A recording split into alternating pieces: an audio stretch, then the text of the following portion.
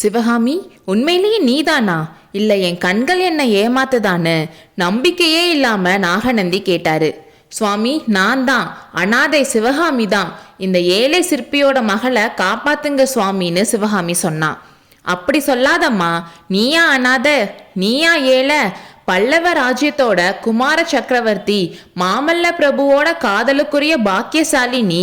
மகேந்திர பல்லவரோட மருமகளாக போறவ நீன்னு சொன்னாரு. சுவாமி, என் மேல பழி தீர்த்துக்க இது நேரம் இல்ல. உங்களை ரொம்ப கெஞ்சி கேட்டுக்கிறேன், காப்பாத்துங்கன்னு சிவகாமி அலறினான். காவி துணி போட்ட ஏழை பரதேசின்னா என்னால உன்னை எப்படி காப்பாற்ற முடியும்னு கேட்டாரு.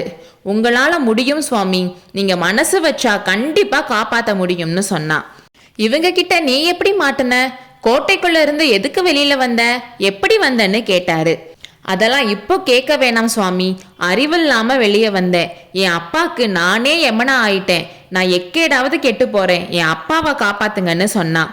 உன் அப்பா எங்கம்மா? அவருக்கு என்ன ஆபத்து வந்திருக்குன்னு கேட்டாரு. இவங்களை கேளுங்க, அப்பா எங்கன்னு இவங்களை கேளுங்க. கொஞ்ச நேரத்துக்கு முன்னாடி ஏதோ பயங்கரமான வார்த்தைகள் என் காதுல விழுந்துச்சு. அந்த குதிரை மேல இருக்கிறவரு ஏதோ சொன்னாரு.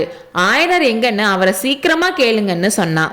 சிவகாமி இப்படி சொல்லிட்டு இருக்கும் போதே இவங்க 2 பேரும் பேசுறத பார்த்துட்டு சசாங்கன் பக்கத்துல வந்துட்டான். புத்தம் சரணம் கச்சாமின்னு நாகநந்திய பார்த்து கிண்டலா சொன்னான்.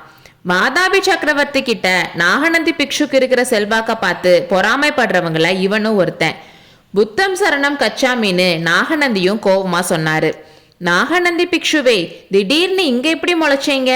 நாகம் இத்தனை நாளா எந்த வலையில ஒளிஞ்சிட்டு இருந்துச்சு, இப்போ ஏன் வெளியில தலை நீட்டுதுன்னு தளபதி சசாங்கன் கேட்டான்.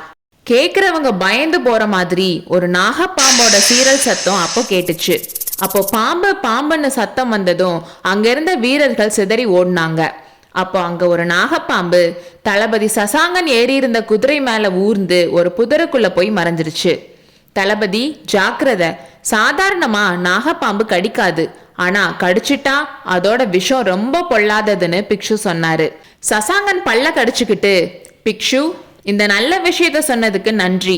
எனக்கு நிறைய வேலை இருக்கு, உங்ககிட்ட பேச இப்போ எனக்கு டைம் இல்ல, மன்னிச்சிருங்க.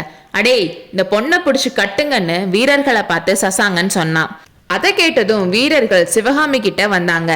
தளபதி, தென்னாட்டோட புகழ்பெற்ற நடன கலைவாணிய சிறைப்பிடிக்கிறது உன்னோட அதிர்ஷ்டம்தான். இந்த விசேஷ சம்பவத்தை சீக்கிரமே நான் சக்கரவர்த்தி கிட்ட தெரியப்படுத்துறேன்னு பிக்ஷு சொன்னாரு. ஓ, அப்படின்னா பிக்ஷுவும் வாதாபிக்கு தான் போறீங்க போலன்னு சசாங்கன் சொன்னான். ஆமா சசாங்கரே, ஆனா சக்கரவர்த்தி கிட்ட இந்த விசேஷ செய்தியை சொல்றதுக்கு நான் வாதாபி வரைக்கும் போக தேவையில்லை. கொஞ்ச நேரத்துக்கு முன்னாடி தான் இந்த காட்டோட இன்னொரு பக்கத்துல சக்கரவர்த்திய பார்த்தேன்னு பிக்ஷு சொன்னாரு. போய் வாதாபி சக்கரவர்த்தி இப்போ வடபெண்ணை நதிக்கிட்ட போயிருப்பாருன்னு சொன்னான். பொய்யும் உண்மையும் சீக்கிரமே தெரியும் தளபதி. ஆனா ஒரு விஷயத்த ஞாபகத்துல வச்சுக்கோங்க, புலி தனக்கு இரையாக்க பார்த்த மான் மேல ஒரு பூனை கண் வச்சா அதனால விபரீதம் தான் வரும்னு நாகநந்தி கம்பீரமா சொன்னப்போ சசாங்கன் அப்படி மட்டும் சொன்னான். அப்புறம் நாகநந்தி சிவகாமிய பார்த்து, பெண்ணே, நான் சொல்றத கவனமா கேளு. அதுபடி நீ நடந்துக்கிட்டா உனக்கு ஒரு ஆபத்தும் இல்லை. இவங்களோட சண்டை பிடிக்காம போ. நீ நடனக்கலை கற்றிருக்கனால உன் கால்கள்ல நடக்க வேண்டிய பலம் இருக்கும்னு சொன்னாரு. சுவாமி, என்னை பத்தி எனக்கு ஒரு கவலையும் இல்லை. என்னால உங்களோட நண்பர் ஆயனர் பெரிய ஆபத்துல இருக்காரு, அவரை காப்பாத்துங்கன்னு சொன்னான். தளபதி, இந்த பொண்ணோட அப்பா எங்கன்னு பிக்ஷு சசாங்கன் கிட்ட கேட்டதும் அவன் ஒரு கோரமான சிரிப்பு சிரிச்சுட்டு, உங்களுக்கு அது தெரியணுமா? சொல்றேன். பல்லவ நாட்டுல இருக்க சிற்பிகளை எல்லாம் ஒரு கையும் ஒரு காலையும் வெட்ட சொல்லி சக்கரவர்த்தி கட்டளை போட்டிருக்காரு. இவளோட அப்பா மகா சிற்பில, அதனால 2 கையையும் 2 காலையும் வெட்டி போட சொல்லியிருக்கேன். அதோ அங்க தெரிகிற பாறை மேல வச்சு எல்லாரும் பாக்குற மாதிரி வெட்டி கீழே உருட்டி விட சொல்லியிருக்கேன். காஞ்சி கோட்டை மதுல இருந்து பாக்குறவங்களுக்கு தெரியணும்னு தான் பாறை உச்சிக்கு கொண்டு போக சொன்னேன்னு சொல்லிட்டு சசாங்கன் பயங்கரமா சிரிச்சான். அவன் பேசுறதையே பார்த்துட்டு இருந்த சிவகாமி அவன் பேசி முடிச்சதும் நாகநந்திய பார்த்து அடிகளேன்னு கதறினான். பெண்ணே, என் வார்த்தையில நம்பிக்கை வை. உன் அப்பாவை நான் காப்பாத்துறேன், நீ இவங்களோட நிம்மதியா போன்னு பிக்ஷு சொன்னாரு.